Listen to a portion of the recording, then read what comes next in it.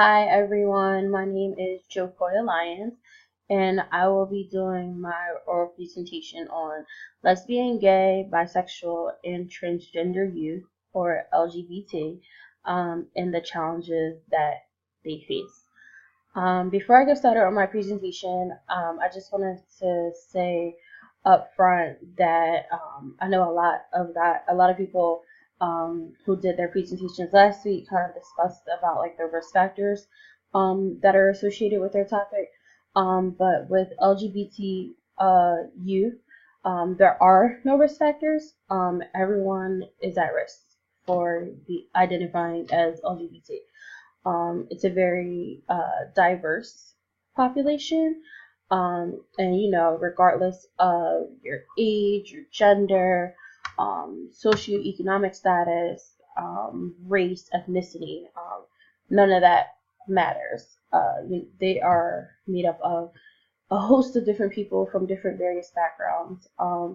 Even there have been studies that show that even people who've like experienced like traumas, or even people who kind of had like different backgrounds growing up, that just doesn't seem to matter at all. So anyone is at risk for identifying as LGBT.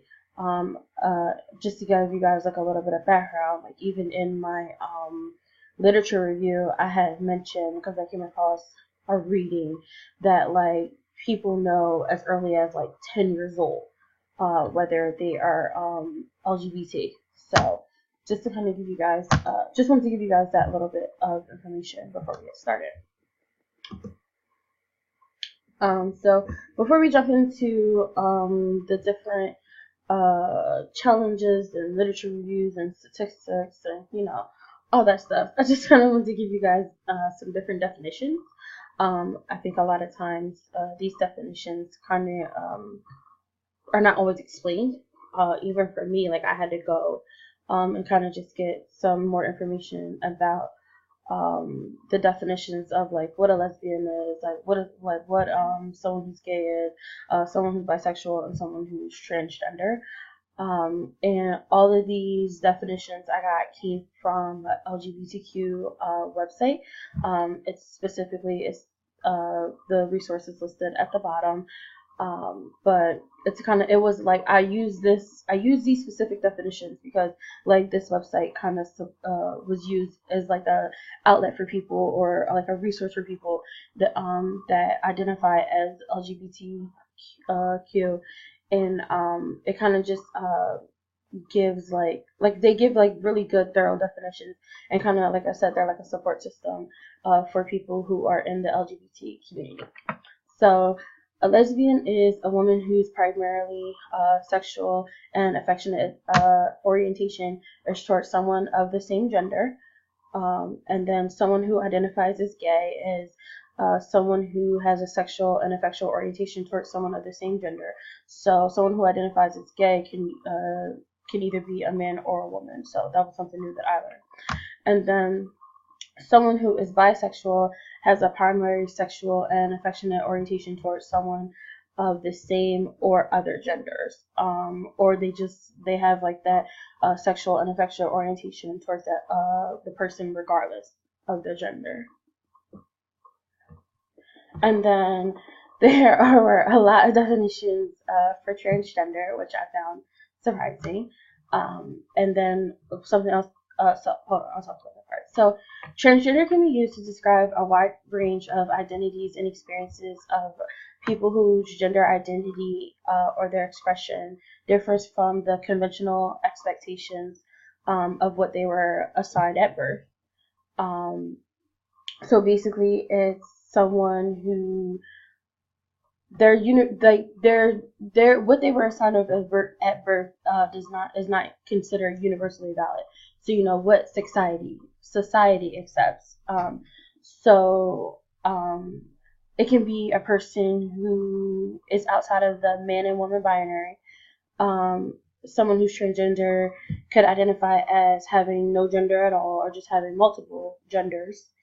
And then something else that I found like really interesting was that persons who do identify as transgender do not always undergo like medical transitions like surgery or hormones, which I found really interesting because like I think a lot of times like what I have heard and things that I've seen is that like people who like identify as transgender, they don't feel comfortable in their own skin. So, they're not like, like they're born a woman, but they feel like a man. So like what I found interesting is that like, even though that sometimes they feel that way, like they don't always go through the process of like trying to change themselves. So I found that really interesting.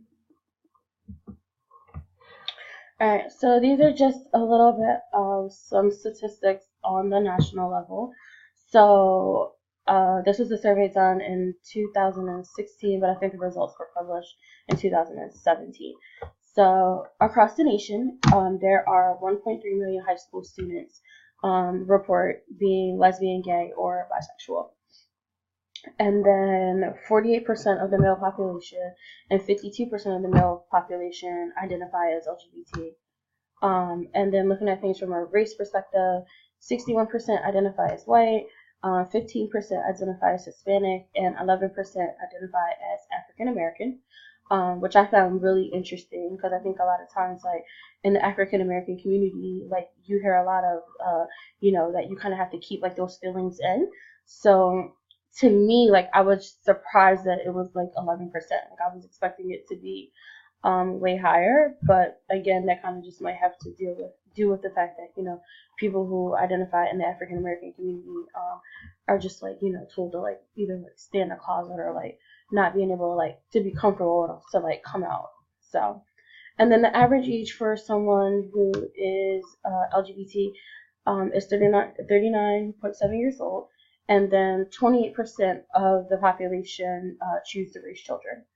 And then something else I want to say too about the statistics is that like typically a lot of times that like that unfortunately the LGBTQ community kind of goes unnoticed, and it's just because there's not that much statistical information about them. And then looking at things just here in Pennsylvania, 3.3% of the Pennsylvania population identify as LGBT, with 51% being males and 49% being females. Again, 72% white, 11% African American, and 8% Hispanic. In Pennsylvania, the average age is 41 years old, and then 27% of the population chooses to raise children.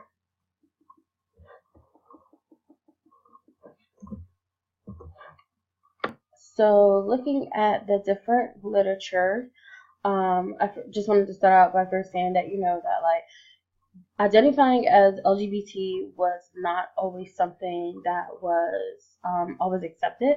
It was frowned upon early in our history. In the 1950s, homosexuality was actually listed in the DSM as a mental disorder. And it wasn't taken out until the 1970s, which I found really interesting just because like I didn't realize how recent that it was taken out. And then I also wanted to talk to you guys a little bit about the Stonewall riots in the Greenwich Village in New York City. It happened on June 28th, 1969. And basically the police would raid what was known as the Stonewall Inn, simply just because like they knew that that's where gay people were going to socialize in New York. So what happened is that like the Stonewall had just many different raids from the police. And on June 28th, they kind of got fed up with it, and they fought back. The riots lasted for about 6 days. People from all over the country came to support everyone that kind of rioted and stood up to the police. And just as a result of those riots and that incident, it kind of serves as like the landmark date for gay rights in our country. And then also I want to point out the Matthew Shepard and James Byrd Jr. Hate Crimes and Prevention Act. In 1998, I believe it was, there was a gay college student, Matthew Shepard, who was beaten and tied up to a fence post. And he died as a result of his injuries. And then in 2009, former President Obama signed this act into law. And basically, what it did is it specifically addressed hate crimes. It put an expansion on hate crimes, and it kind of it protects transgender people as well, so that anyone who is a victim of a crime based on like their sexual identity and their sexual orientation, this law now protects